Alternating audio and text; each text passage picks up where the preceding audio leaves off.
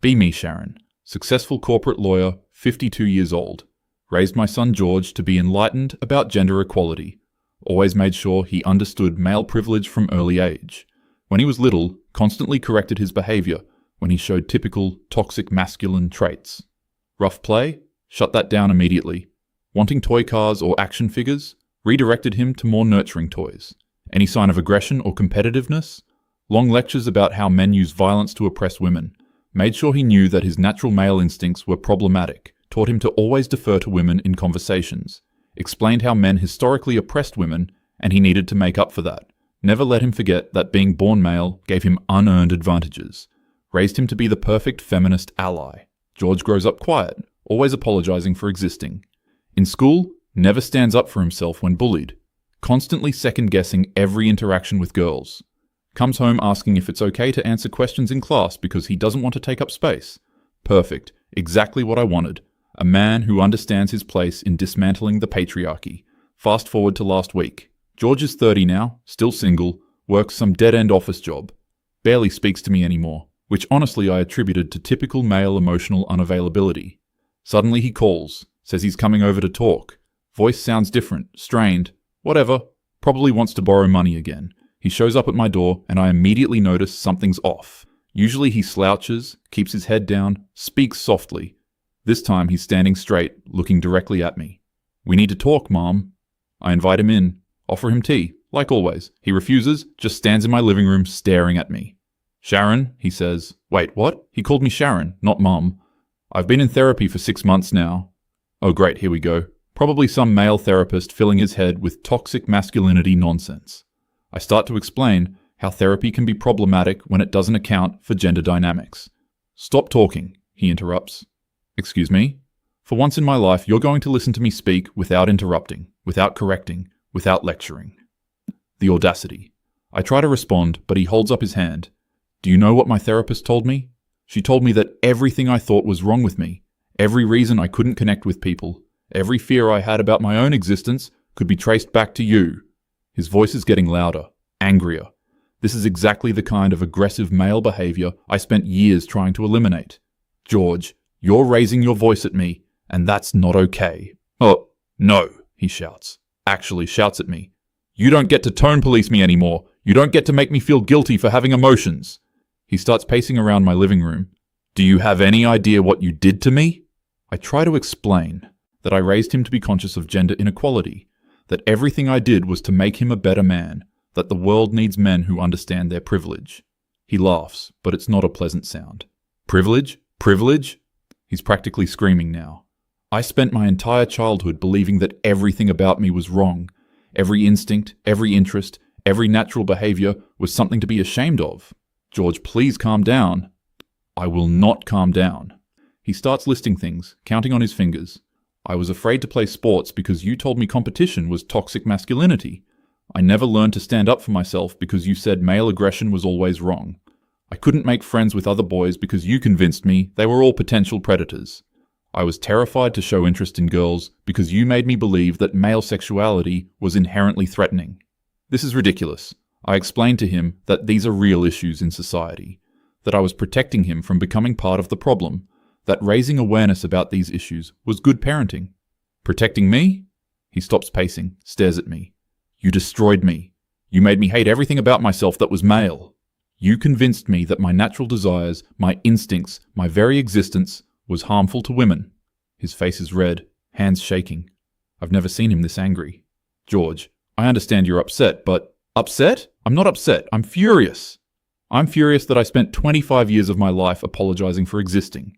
I'm furious that I missed out on friendships, relationships, experiences because you made me terrified of my own masculinity. I try to interrupt, to explain that toxic masculinity is a real problem, that men do need to examine their behavior, that I was just trying to raise him to be better than other men. Better? Better? He's shouting again. I'm 30 years old and I've never had a serious relationship because I'm too afraid that everything about me is threatening to women. I can't make decisions because you taught me that male confidence is arrogance. I can't pursue my goals because you convinced me that male ambition is oppression. This is getting out of hand. I tell him he's being dramatic, that plenty of men learn about gender equality without having these problems, that maybe he should find a different therapist. His face goes completely white. then red. Different therapist? You think the problem is my therapist? He sits down heavily on my couch, puts his head in his hands. For a moment I think he's calming down. Then he looks up at me with tears in his eyes. Do you want to know what the worst part is? His voice is quieter now, but somehow more intense. The worst part is that I still love you. Even after everything, I still love you and want your approval. And that makes me hate myself even more. Because loving you means accepting that everything you taught me was right. But if everything you taught me was right, then I'm fundamentally broken for being a man. I try to comfort him, to explain that I never meant for him to feel that way. That feminism isn't about hating men, it's about equality. That I was just trying to make him aware of important issues. He laughs again, that bitter sound. Aware? You didn't make me aware, you made me paralyzed. You didn't teach me about equality, you taught me that I was the enemy. George, that's not fair. Not fair? He stands up abruptly. You want to talk about fair? Let me tell you about fair. He starts pacing again, his voice getting more emotional. It's not fair that I spent my teenage years convinced that any sexual thought I had made me a predator. It's not fair that I never learned how to be confident because you equated confidence with oppression. It's not fair that I can't enjoy traditionally masculine activities without feeling guilty. It's not fair that I apologize for my opinions before I even voice them. I try to explain that confidence and aggression are different things, that there's a difference between healthy masculinity and toxic masculinity, that I was just trying to help him understand these nuances. Nuances? He stops pacing, faces me directly. There were no nuances in your teaching. Everything masculine was bad. Everything male was problematic. You never taught me how to be a good man. You taught me how to not be a man at all. This is getting excessive.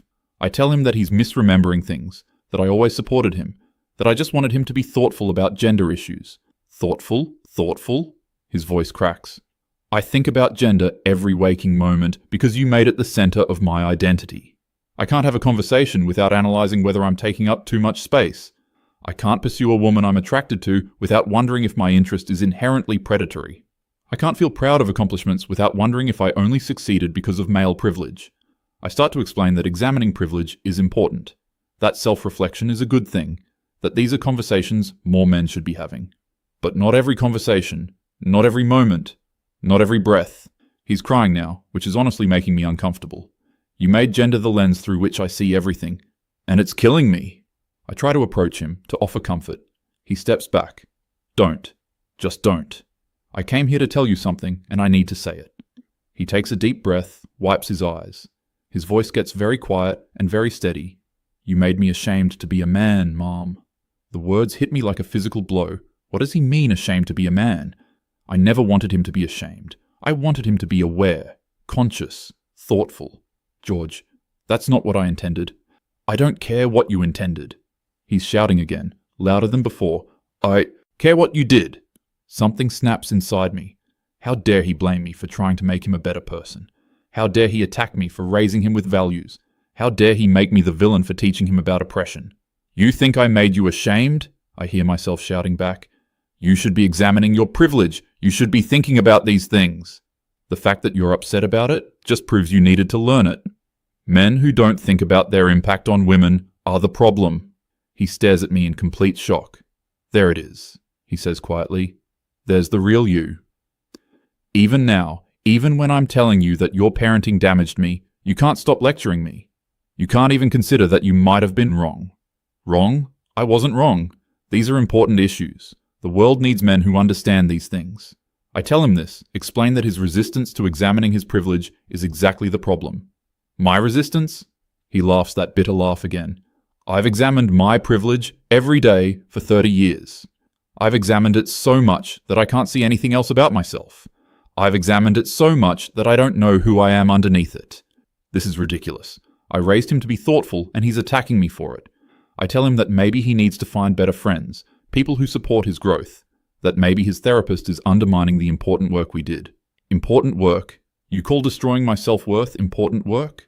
You call making me afraid of my own masculinity important work? You call teaching me to hate fundamental parts of myself important work? He's being dramatic. I never taught him to hate himself. I taught him to be conscious of how male behavior affects others. These are different things. No, they're not different, he shouts.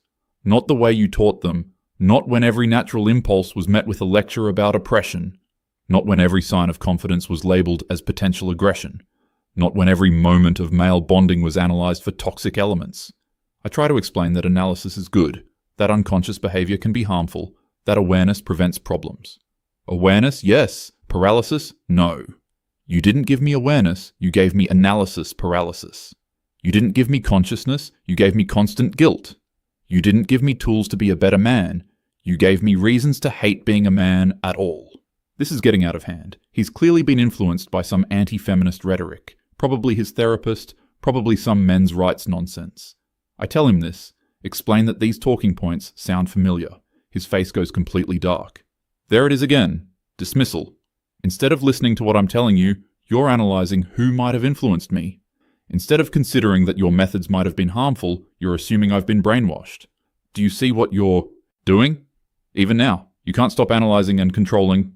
I'm not trying to control anything. I'm trying to have a rational conversation. He's the one who came here, shouting and making accusations. I tell him this. Rational? He stares at me. You think this is rational? Your son tells you that your parenting damaged him, and you immediately assume he's been corrupted by anti-feminist propaganda. Your son tells you he's struggled his entire adult life because of how you raised him, and you analyze his influences instead of his pain. That's not rational, that's defensive. Defensive? I'm not being defensive. I'm trying to understand what's really going on here. Clearly something has influenced him to see our relationship this way. These aren't his authentic feelings. Not my authentic feelings? He explodes. How would you know what my authentic feelings are? You've never asked. You've never been interested in my actual experience, only in whether my experience fits your ideology. That's not true. I always cared about his feelings. I just made sure he understood important social dynamics. This is completely unfair. Unfair? You want to know what's unfair? He starts counting on his fingers again. It's unfair that when I told you I was being bullied, you asked what I had done to provoke it. It's unfair that when I wanted to try martial arts, you lectured me about violence instead of signing me up. It's unfair that when I had crushes on girls, you made me analyze whether my attraction was objectifying. It's unfair that when I succeeded at something, you reminded me about privilege instead of celebrating with me. These aren't accurate representations of what happened. I was teaching him to think critically. I was helping him understand complex social dynamics. I was preparing him for the real world. The real world? The real world? The real world is where I can't function because you taught me to second-guess every instinct. The real world is where I'm alone at 30 because I'm too afraid of my own masculinity to pursue relationships. The real world is where I watch other men live confidently while I analyze every breath for signs of toxicity. Maybe he needs to work on his confidence. Maybe therapy can help him find better balance. I suggest this. He stares at me for a long moment. You still don't get it. After everything I've told you, you still think the problem is with me. You still think I need to be fixed rather than considering that you broke me. Broke him? That's dramatic. No one is broken. Everyone has challenges to work through. I explain this. Challenges to work through? He's screaming again. I'm not working through challenges. I'm trying to rebuild an identity that you systematically destroyed. I'm not overcoming obstacles. I'm trying to learn how to be human after 30 years of believing my humanity was harmful. This is excessive. He's clearly been reading some problematic material, probably some men's rights websites. I tell him that this kind of rhetoric is concerning. Something changes in his face. He becomes very calm, very quiet. You just did it again. I told you something deeply personal and painful, and you immediately categorized it as rhetoric. I shared my authentic experience, and you labeled it as problematic influence. Do you see? Do you finally see what you do? I'm just trying to understand where this is coming from. These ideas didn't develop in a vacuum. Someone or something influenced him to see things this way. Yes, someone influenced me, he says quietly. You did. You influenced me to hate myself. You influenced me to fear my own nature. You influenced me to believe that everything about being male was dangerous and wrong. And now, when I finally find the courage to tell you what that did to me, you're looking for other influences to blame. That's not what I'm doing. I'm trying to understand his perspective, but clearly he's been exposed to some anti-feminist ideas that are distorting his memories. Distorting my memories? The calm breaks. He's furious again. You think I'm making this up? You think I'm imagining what my childhood was like? Not imagining, but possibly reinterpreting through a different lens. Memory is subjective. Current feelings can color past experiences. I explain this. He sits down heavily, puts his head in his hands again. Jesus Christ, Mom. Just Jesus Christ. When he looks up, his eyes are red. You can't even acknowledge that you might have hurt me. Not even when I'm sitting here crying, telling you exactly how you hurt me. You'd rather believe that my pain is fabricated than consider that your methods were wrong. My methods weren't wrong. Teaching awareness about gender dynamics is important. Maybe the delivery could have been better, but the content was necessary. The content was necessary? He stands up. Destroying my self-worth was necessary? Making me afraid of my own gender was necessary? Teaching me to apologize for existing was necessary? I never taught him to apologize for existing. I taught him to be mindful of his impact. These are completely different things. No, they're not. Not when you're 5 years old and don't understand nuance. Not when you're 12 and just trying to figure out who you are. Not when you're 18 and trying to build relationships. Not when you're 25 and trying to find your place in the world. Children are more resilient than he's giving them credit for. And these lessons were important for his development. Better to learn them early than struggle with them later. He stares at me in complete disbelief. Resilient? You think I was resilient? Do you want to know what resilience looked like in your house? Resilience was learning to hide any sign of natural boyhood because it would trigger a lecture. Resilience was pretending to agree with your analysis of every interaction so you wouldn't escalate. Resilience was swallowing my own personality so completely that I forgot I had one. That's not resilience, that's compliance. And compliance isn't what I was looking for. I wanted engagement, discussion, growth. You wanted agreement, he says flatly. You wanted me to absorb your worldview without question. Anytime I showed resistance or confusion, you doubled down on the lectures. Anytime I expressed different thoughts, you analyzed them for problematic elements. You didn't want discussion, you wanted conversion. This is unfair. We had many discussions over the years. I always encouraged him to think critically. Critically about everyone else, never about you. I could analyze anyone's behavior for toxic elements, but I was never allowed to question your methods. I could critique any aspect of masculinity, but I wasn't allowed to defend any aspect of it. You called it critical thinking, but it only went in one direction. Critical thinking means examining all perspectives, including challenging his own assumptions, including understanding his privileges. My privileges? He laughs bitterly. What privileges did I have in your house? The privilege of being lectured about male violence every time I played too roughly? The privilege of having my interests analyzed for misogynistic elements? The privilege of learning that my natural instincts were inherently harmful? Male privilege exists whether he experienced it at home or not. These are broader social dynamics. I was preparing him to understand his place in those systems. His place in those systems, he repeats. Do you hear yourself? You determined my place before I had a chance to find it myself.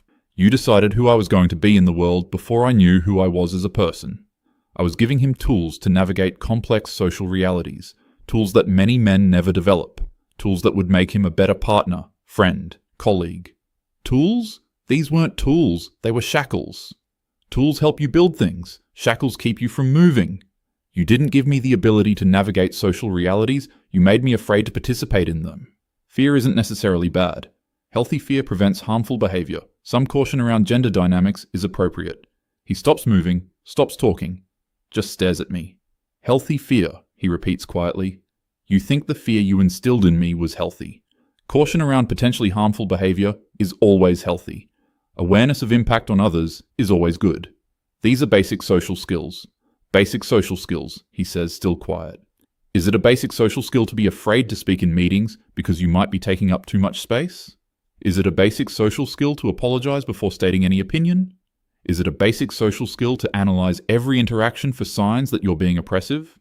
Because those are the skills you taught me. Self-awareness is important. Considering impact on others is important. These are signs of emotional intelligence. No, they're signs of trauma. The quiet breaks again. They're signs of someone who was taught that their natural state is harmful. They're signs of someone who learned to fear their own instincts. They're signs of someone who was systematically taught to distrust everything about themselves. This is getting nowhere. He's clearly committed to this victimization narrative, probably reinforced by his therapist or some online community. I tell him that this conversation isn't productive. Victimization narrative? His voice gets very dangerous. You think this is a narrative? You think I'm making up being damaged by your parenting? Not making up, but possibly exaggerating. possibly influenced by current therapeutic trends that blame parents for adult problems. Personal responsibility matters too. Personal responsibility, he says. Right, it's my responsibility to get over the damage you caused. It's my responsibility to rebuild what you tore down. It's my responsibility to fix what you broke. But it's not your responsibility to acknowledge that you broke it in the first place. Parenting involves difficult choices. No parent is perfect. But the intention was always to help him grow. The intention, he repeats. Well, let me tell you about the impact. The impact is that I'm 30 years old and I've never been in love because I'm afraid that any romantic pursuit is predatory. The impact is that I can't pursue my career goals because I see ambition as oppression.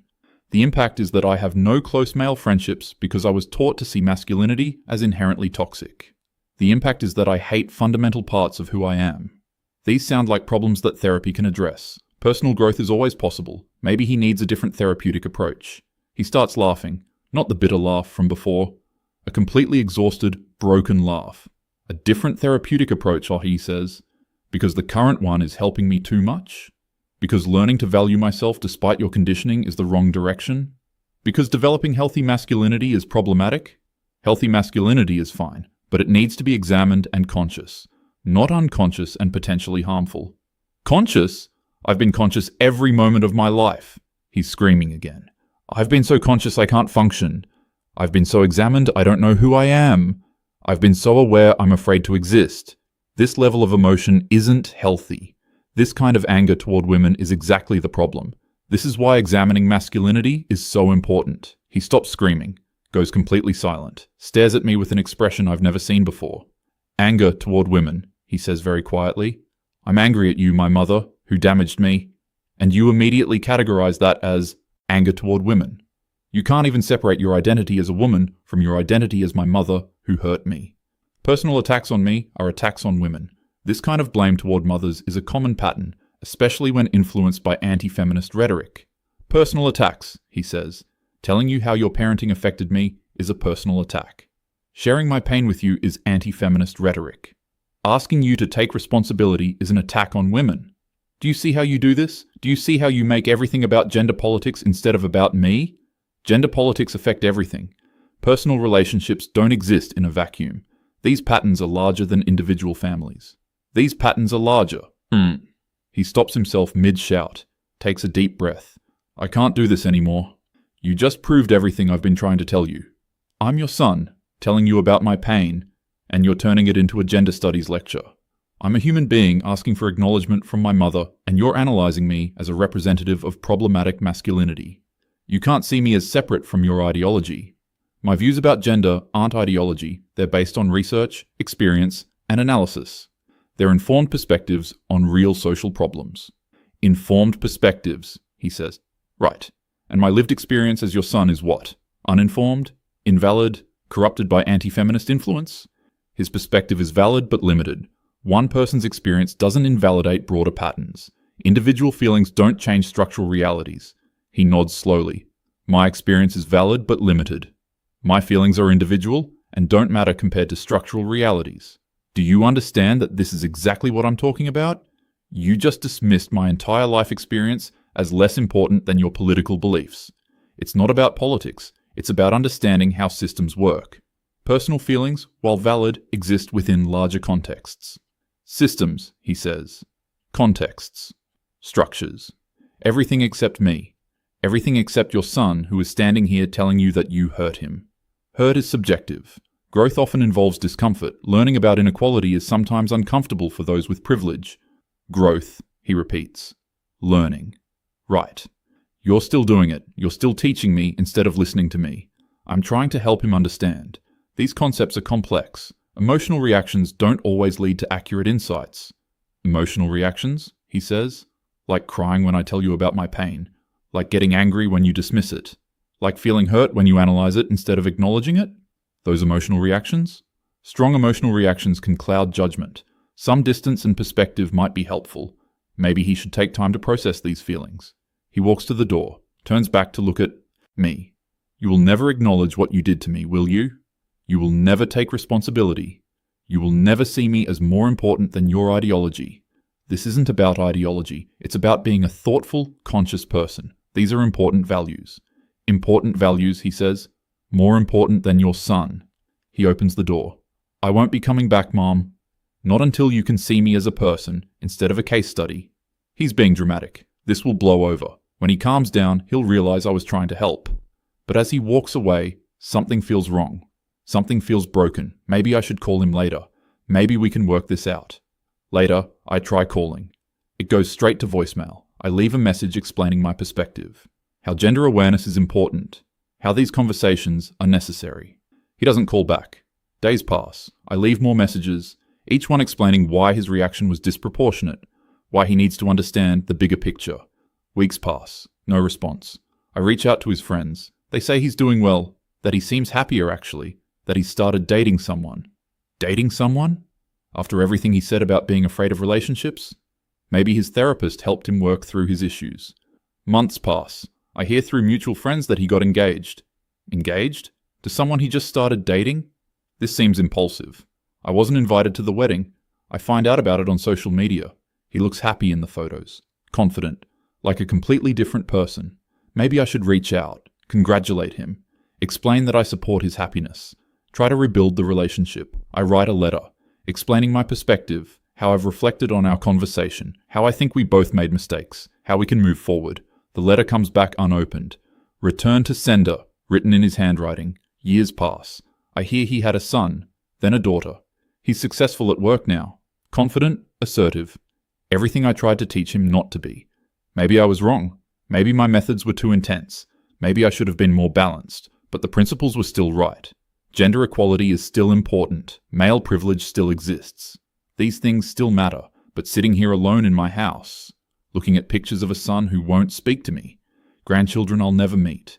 Maybe the principles weren't worth this. Maybe I lost sight of the person while focusing on the politics. Maybe I forgot that he was my son before he was a representative of his gender. Maybe I was so committed to being right that I forgot to be his mother. But I was right. About the issues, about the problems, about the need for awareness. I was right about everything except how to raise a son. How to love a child while teaching him difficult truths.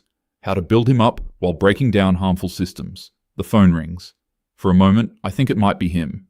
But it's just a telemarketer. Another stranger's voice in my empty house. Maybe someday he'll come back. Maybe someday he'll understand what I was trying to do. Maybe someday we can have the relationship we should have had. But maybe not. Maybe some bridges can't be rebuilt. Maybe some damage is permanent. Maybe being right isn't worth being alone. I was right about the issues. I was right about the problems. I was right about everything, except what mattered most.